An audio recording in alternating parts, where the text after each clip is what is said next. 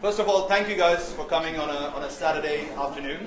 And I know it's a bright and sunny afternoon outside, so thank you for taking time and hearing us out.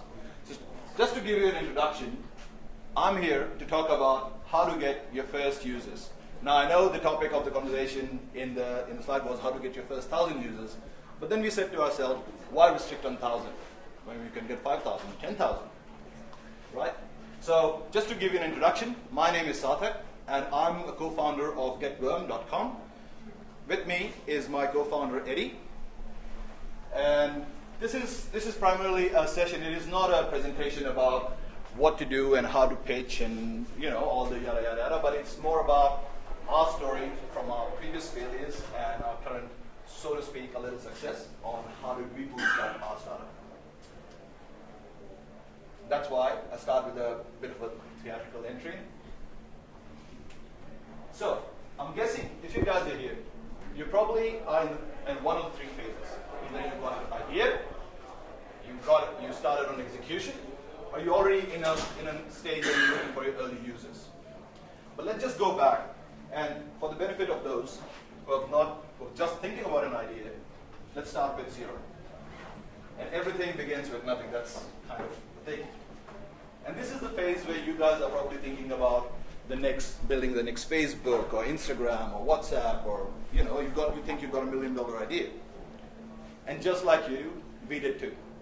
With our previous startup, we thought we'll create something with a very creative, for the creative professionals in photography and modeling, a LinkedIn kind of a social network. So what we did, we thought we had an awesome idea. We started building it for 10 months straight without stopping. We baked in so many features, and after the 10 months when we launched, we kind of failed to get the traction. As it turns out, the users could not understand what we were trying to sell. So what does that teach us? The best time to launch was yesterday. The day you have your first idea is the day you should start and think about launching. But how do you do that? I mean, how do you take an idea which is not a product yet, and how do you take it to the customers or consumers or the users? Then there are other questions around, what if someone steals my idea? What happens if I'm not able to deliver on it? But I think the key here is to not think about all those things that may come later in the phase, but concentrate more on one primary thing, which is validation of your idea. And we kind of followed this principle from our last startup again, which was, we thought, if we build it, they'll come. But then we decided on doing something different. We decided to say, we'll build it, and I had this thing called if they come, but then I became more optimistic and said, when they come. So it's not about going into the mass market and trying to find out all the thousands and millions of users that you want, but finding your early adopters. Your early adopters are the ones who will evangelize your idea. But how do you get your message to them? So the point, it's a 4-step process. Step number 1 is work, rework, and then work some more on your pitch or message. And I'm not just talking about a pitch that you would give in a meetup event, but more into the launch page. What is the key problem or the message that you want to deliver to your customers? It may not be a problem that you're solving. If it's a game, it may be of an entertainment value. But it is primarily about what does your product intend to do. So just to give you an example, when we started our GetWorm, our simple message was, should have looked at the font colors, but the message, because we were creating a community where we were in a business of giving users their early adopters, we had a producer and consumer side of things. Yep, thanks. Yeah. So to the users or the consumers, our message was, discover startups, join early, and get exclusive rewards. And to the startups, our message was, gain access to the thousands of early adopters around the world. And this did not happen on day one. That wasn't our first message. We kind of worked, reworked, and then kept on working on our message. It has probably gone into multiple iterations. But the base, and we added a bit of humor in terms of the get worm, and the name is like early bird gets the worm. So if you're an early adopter, if you want to join the startup early, you become an early bird and you get the worm. So what do you do when you kind of have a crude or a presentable message? You need to identify your target audience. Now, target audience is not everyone in the world. Even if you think they are everyone in the world, they're probably not. You've got to start thinking about who would benefit most out of this, your product or your service. Will it going to be everyone in the demographics who are teenagers, business professionals, or is it a B2B? Is it going to solve a business problem? There's no point going to a customer and talking about your business-to-business proposition. Or it can be a niche community. For example, the first startup we had was around photography and modeling and creatives. So you need to really identify where your target audience, who your target audience is, and where do they hang out. What do they do? You can go to different places and start finding it out. But it is a hard process to get. So what do? You create a landing page with a clear message. So the pitch or the message that you worked in the past is you articulate it, put some nice fancy words to it, a good picture, and you create a landing page. It doesn't have to be the best looking landing page in the world, but it should read out your message loud and clear. To give you an example, this was our first landing page. And this is what was with us for 6 months. We did not build anything but this landing page, and we kind of worked on it, and the intention was we'll get our first 100 or 1,000 users, and then we would know that the idea has got some legs, and we probably would start building on it. So, yeah. Like you mentioned that got your users, but what did you offer them upfront? Why would they actually join up? That's a good question, and I'll come back to that in just a bit, because that is the premise of our startup in general. And why would a user join your community or your product? Why would they use it? But I will come back to that question in a better sense. Okay? So the idea is we did not. This is it. People could not go anywhere out of this. The only thing is you can slide the left and right and get some more value proposition on why you would join as an early adopter. So our value proposition was, because you get excited about finding out new products and you get excited about new technology, we believe that you should be incentivized or recognized for testing out beta and buggy products. So that's why you should join. And for the startups, it was all about, we are creating a platform that will help you get your first users. So once we had this landing page, and we had to find the audience. But finding your target audience is hard because they're everywhere, and you can only go physically so far. So the intention here is make them find you. How do you make them find you?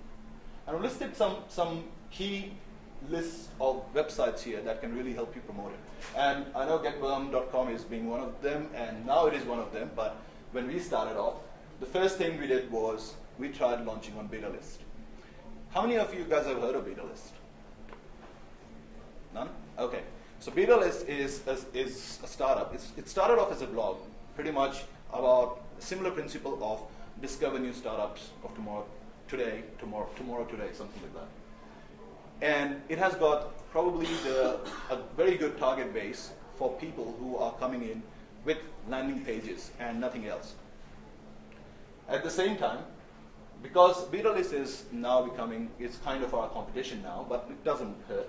GetWorm is beta list, but more, where we actually have a community where startups can interact with the users, and users can interact back and get some incentives and rewards and recognition out of it. Then there are other products like Startup List, Launching Next. Reddit has a big blog on startups. You have your conventional Twitter, Facebook, Instagrams. This was really important. So I'll tell you the story. Quora. Have any of you used Quora or heard of Quora? I think it's a fantastic place. So what happened was I started answering some questions on the topic of early adopters on Quora. And I started answering some more, and as it turns out, after maybe a month or two, I was given moderation rights to the whole early adopters community. So I moderate the early adopters community on Quora. That's great. Yeah, so I potentially have the power of changing the whole logo to GetWorm logo, but I'm not going to do that. But yes, that's the important thing. And we got, sorry. I see you don't have LinkedIn. I would have thought LinkedIn. Oh, sorry. Yeah, I mean, run out of space. Ah, okay. Yeah, but if your product is B2C, I mean, this is just to give you an example. There's so many of them. I can go on and Snapchats and LinkedIn's and whatnot. But this is more from what we did and how we bootstrapped ourselves.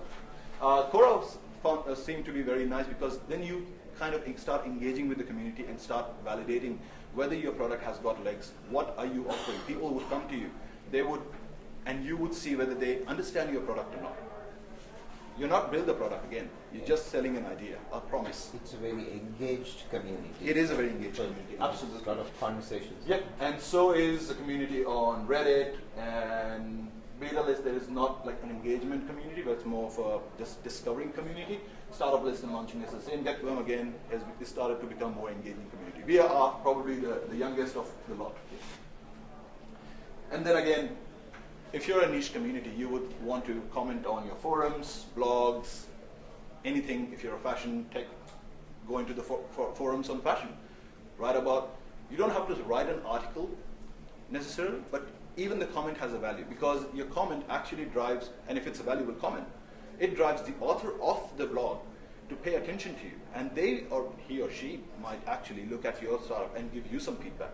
And then you can reach out to them. Attend meetups, events, Silicon Beach. If you're not a member of Silicon Beach, I would highly recommend you join Silicon Beach today. We started our journey with Silicon Beach when I think Silicon Beach was 3,000 and we were 0. Yeah. Now Silicon Beach is 6,000. Close, 5,850. Yeah, and we are half of that. It's good.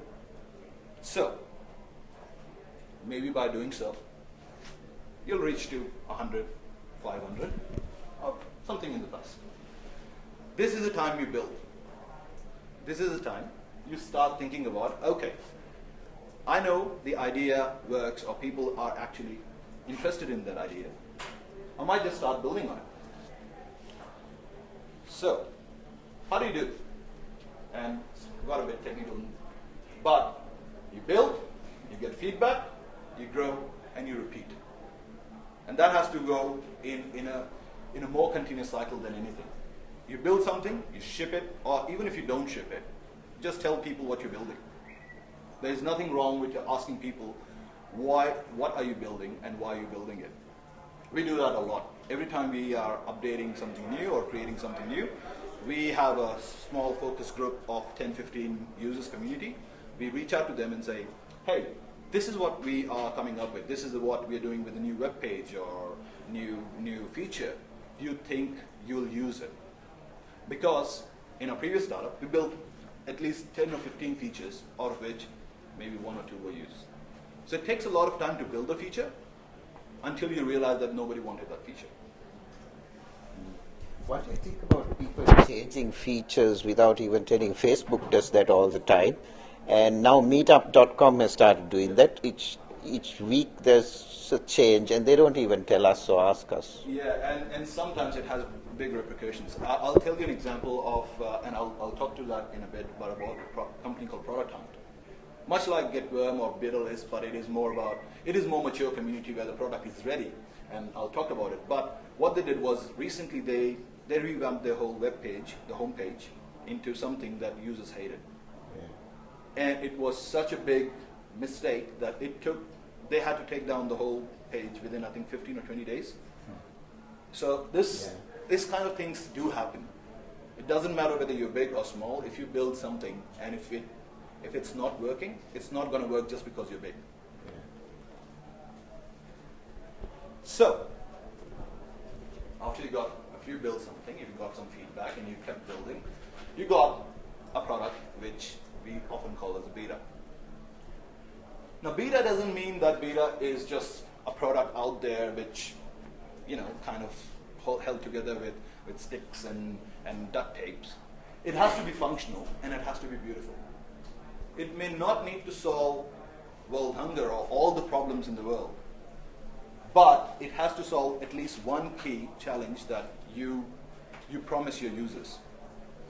And it has to be beautiful in terms of it has to be user friendly. And there are great articles about how to build beautiful products that users love, but the emphasis on make it neat and clear and easy to understand. People make more mistakes than you think. We get so many startups still publishing themselves, making mistakes despite of our, all the tooltip text and user validations and places. People would make mistakes, and you have to live with that. And every mistake that people make, you have to pay for it because you essentially drop that user. They don't get on your platform. So try and make it functional and beautiful. When you do that, whatever you're building, you should target on producthunt.com. I don't know how many of you have heard of this producthunt.com, and this is what I was trying to tell you. Product Hunt is probably one of the biggest communities out there who will take your beta products and embrace it and give you feedback right then and there. They have people from tech crunches to Facebook to Google to everyone, and they are highly engaging. If they see legs in your idea, or any problems with your idea, they will tell you right then and there. So once you launch, and the key to get hunted on Product Hunt is don't do it yourself. Get someone who is an established member of the community to hunt you. Hunting is something simple as they would just say, yeah, I found this product, it's really cool. They'll do a small write-up about it. You can reach out to the moderators, the community members, forum members, and there's a big community out there. But he advises, if you're not an active member of the community, do not try and publish yourself there. The other thing is, if you heard of this thing called Hacker News or News.y Combinator. And again, this doesn't have to be a tech startup only. It can be of fashion, it can be of healthcare, it can be any kind of product. You can still go and post them on Hacker News. Again, I can talk to you about how would you publish on getworm.com, and you can create a campaign on my first 100 users, 1,000 users will get. So let's say I'm a Dropbox and I wanted to start with, and my plan is that once I launch, I'll give 2 gigabytes free to every user. But just to bootstrap myself and get my first users, I'll come on GetWorm and say, for my first 1,000 users, I'll give away 100 gigabytes. So that's kind of an incentive, and coming to your point, that's why early adopters, number one, early adopters or users care about your product. They're always looking out for something that solves their problem, or something that makes it better, or something just cool. Sometimes there's no reason why. I recently discovered an app. It's an iPhone app. And the idea is if you put that phone in somewhere and you shout out Marco, the phone replies Polo. I mean, how cool is that, right?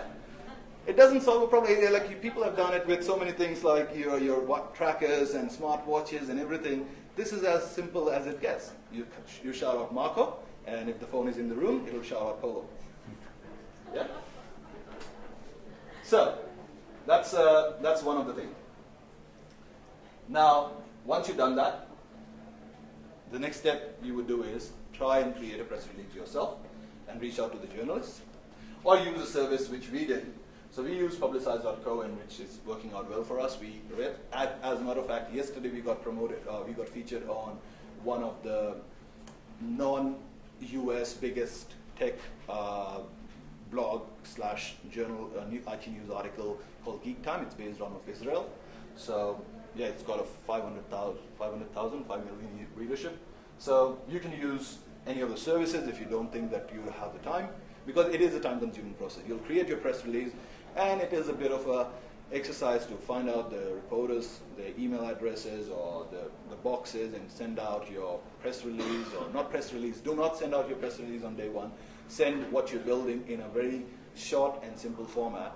If they'd like it, they would reply, and then you can have an interview or send the press release. Do not go and say, this is my 4.9 megabytes document, and this is my business strategy, and all our assets. They're not looking for that. Is there a charge for that, or is it free, or how does that work? So I think these are paid services, but there are so many free services out there. So honestly, we tried a lot.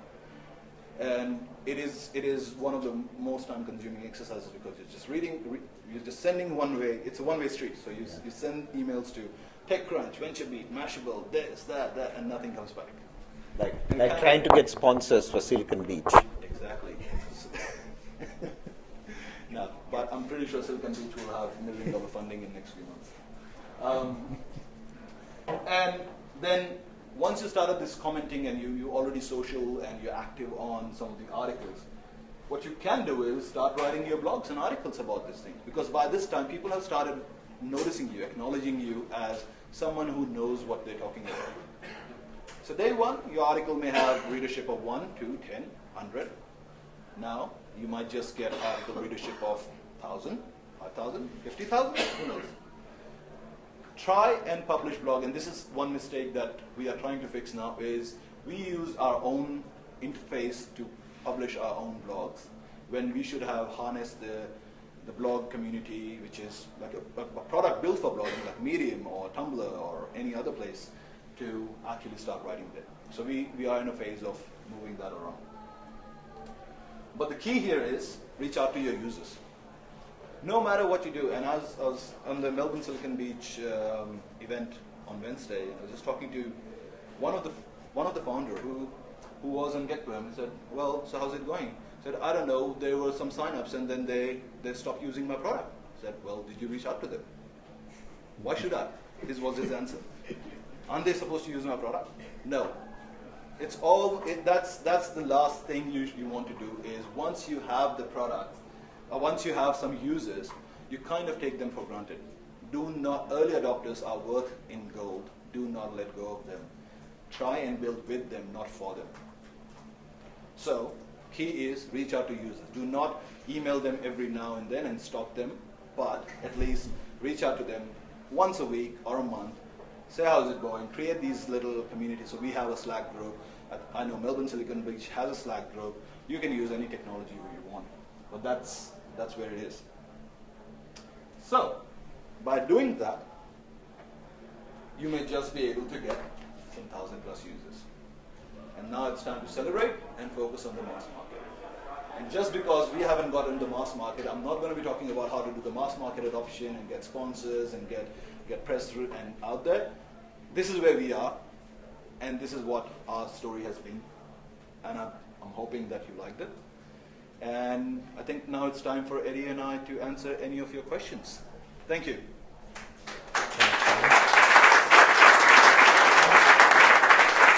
Sarthak, how is GetWorm monetized? Where do you get your money? So GetWorm will be monetized eventually through, and this is actually interesting, that GetWorm, we saw that typically every startup has limited funds. They don't have a lot of money to spend on Facebook ads or Twitter ads. But unfortunately, all the products out there, social media products out there, have one way of monetization, is that when a user clicks on your link, they charge you as a startup, as a company. They will charge you. No matter whether they came to your website and then they close the browser or close their app, they will still charge you. We wanted to change that. So what we are set out to do is create this thing called cost per conversion. Because GetWorm is a platform where we can actually onboard a user straight into your platform or your startup, or get a user into your email subscription list or whatever your product is. We wanted to charge only when you get a qualified user in your system. And up to 100 users, it's free. I think at the moment it's free, and Eddie can add what's the future plan, but yeah, it's overall. Yeah, so that was our own perk, our own worm to the startup community. That for the first 1,000 startups that join GetWorm, we would not be charging at all. Once we achieve that target, that's when we'll start turning on this pay-per conversion. We're looking to make it something very affordable, because we know how it is to start a startup while you might be a student or have a day job or other commitments, mortgage, whatnot. So we want to make it that anybody can afford their first 1,000 users. So something like a 10, 15, 20 cents per user type per conversion. Don't quote him on it. No. Roughly. Yeah. All right. So that's the idea. We are plus. So we are looking at, number one is the primary revenue model, which is from the startups, and then you have the channel distribution in terms of partnering with services like, so for example, if we get a startup, and what happens is, as a part of the startup onboarding process, we ask them, are these any of your interests? So do you need help with, say, marketing, advertising? Do you need help with creating mock-ups, software development? Do you need help with PR? So they just tick those boxes. And we believe that eventually we can partner with some service providers who are good in that space and make the connection. So it's like the startups for startups thing. Thanks. Yep. I'll take that question first before I come back to you. Yeah. What would you consider the beta stage of a venue-based service? Like, I'm planning on opening a place that's going to be a venue, so I need to get people to it. So it's going to actually have a physical premises and things like that. But how do I have a beta stage on something like that? Just sort of a website where it indicates what the venue will be and let them constantly update it as it's going. Would that be the beta stage? Absolutely. I think you want to take that one. Yeah. So it's almost like, the way I see it, it's almost like selling or buying a house off the plan. Yeah. You're not if you're selling it off the plan, if someone's buying off the plan, they're not going to see the physical product till it's done. And the same can be applicable to any hardware-based products, where you may or may not be able to fulfill or build the whole product from day one. But that doesn't mean that you cannot share your knowledge of what you're doing or information with your users. That is the key, because to me, it is all about promises. And this has been a testimony of all the Kickstarters and Indiegogos and all those crowdfunding and other products in crowdfunding area, is that they're all selling the future. Then nobody's selling that you go out of the shop and buy. Exactly. So to answer your question, of course, you can say, this is what I'm doing. And as a matter of fact, we had an idea about helping places like this, for example, Silicon Collective Campus and other co-working spaces, they can publish on GitHub about what they're building or what they're coming up with, and maybe some customers may find a use for it. So yes. Yes. Hi. Cindy Sullivan, I'm a digital product designer. Thanks so much for your presentation. My question's about the beta stage. So what sort of insights or surprises did you have in that phase? Was there anything that was quite unexpected that happened? Everything. I think that's the beauty of building a startup, right? There's so many expected and unexpected that can happen. That and I think we can talk with our collective knowledge of the first product that we had, which was based on the fact that we build it, we think this will be cool and that will be cool, and let's bake this feature in and let's do that. And the unexpected reality was nobody was using it. On the other hand, with GitHub, when we started off, we just built a very stick and stone, speed up, minimum viable product kind of thing. And users were asking for more. And people were actually started to take the product and take it to a different level. They started using it for their selling hardware. There's a camera slider thing. So people were selling hardware products from GitHub, which we thought, well, will come in the later stage. But yes, that things happen. We were lucky with selling, trending on some of these, the other promotions, like the beta list and product hunter. When we got 600, 700 users or 1,500 users from one of the products in day one. And good things happen as well as bad things happen in terms of, we thought we would be shipping out in December, and then we couldn't ship everything till March or April. So yeah, always. Yeah, well, yeah, not much else to add there, but yeah, so this wasn't our first startup, and yet previously sort of we want to build what we see as the final product, but because we weren't talking to the users, we have users. So that was, in a way, it was a positive surprise, because we really weren't certain if people would actually tell us what they want in a product. Like, here's the minimum, and what if they didn't tell us what they want? What do we do then? So we were pleasantly surprised that they were actually keen to say, hey, how do I do this? Or sometimes they think they're missing it, they don't see it. Well, it's not that you don't see it, we haven't built it, but thanks for we'll build it now that you want it. So, yeah. Actually, so I'll come to your question, but one thing I do remember is that we, in this phases of all the transition of so the homepage today is very different to the homepage that it was pitched in the presentation.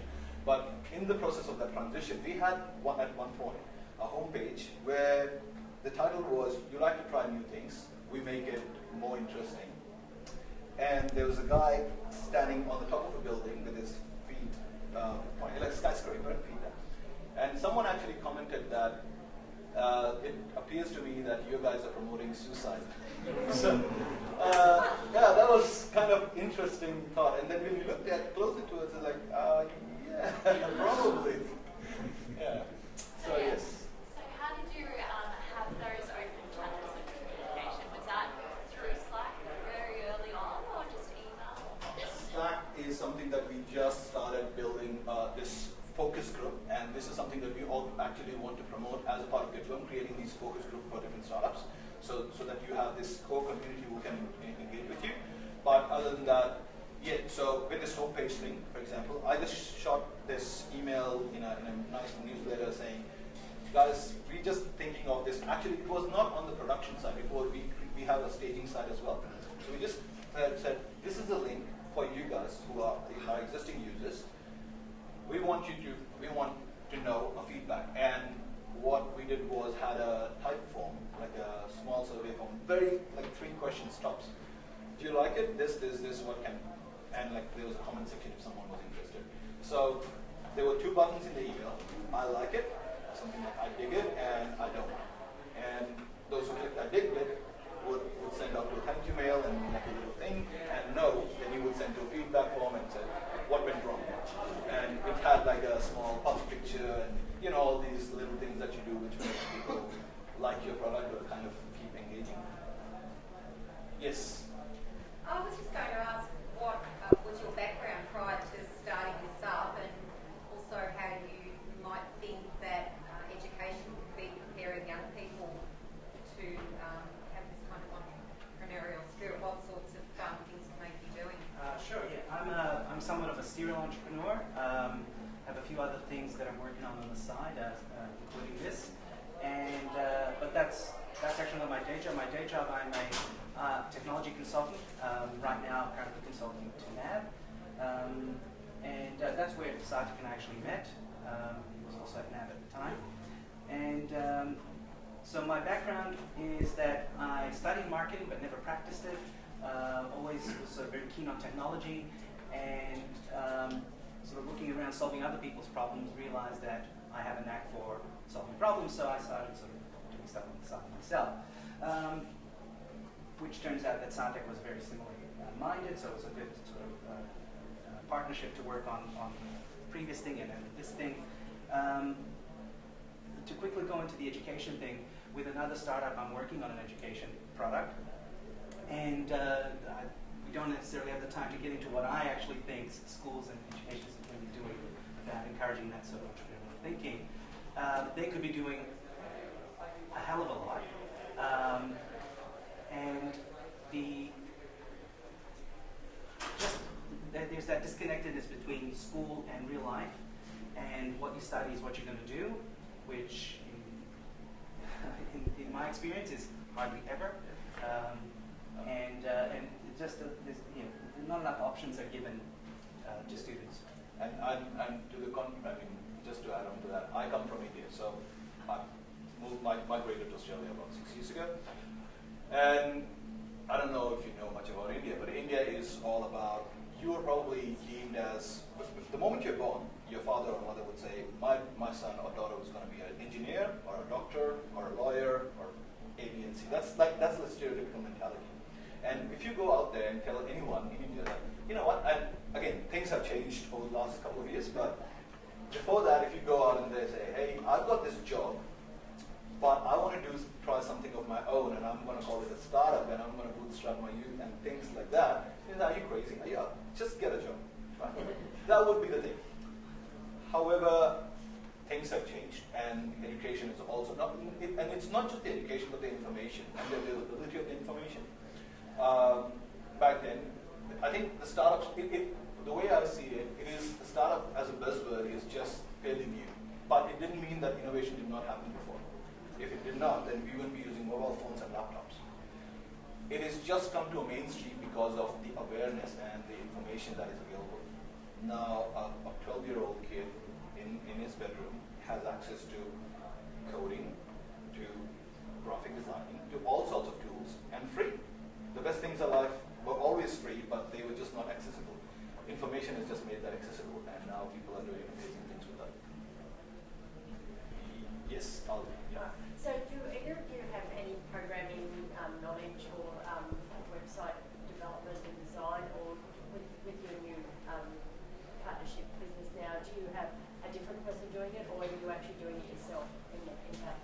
No, I do. That's where I started. So back when, in 1995, to age myself, is when I started being a web developer. So yes, I started. I was coding before that, but I started doing web development in 1995 when the web was emerging as a new thing. But I moved away from that because I didn't want to one day wake up and realize I'm a 50-year-old web developer that nobody wants to hire. And also the younger people were doing it faster and better than I was doing it anyway, so leave it to them and sort of move up the ladder. So we do. I have the experience. I know Sarthak has also coding experience. The other, he's about to put it up on the screen. We are half of the overall team. The other two there is Sarthak's brother and Vinny. They're actually in India, so they're doing all the actual coding. They're younger and much better at it than we are. Yeah, so if I start code, it's probably I'll be launching in 2020. So we kind of knew that from the beginning that it is not going to be sustainable if you start. So it's good to have like a It is. Know what your strengths are. Know what Yes, like you said, we could have done it. It would have taken a lot longer. Yeah. So focus on what you can do and what you can bring. If it's not family and friends, get somebody who can do the other part. I just find it hard getting like a really good coder. Yes, that is a challenge. It can be a challenge, but that's it. Guys, we're out of time because there's another, I can't remember what the next session is. So if you have any questions, these guys, you will hang around, so you can ask them. We'll be there. So thanks a lot. Thank you guys.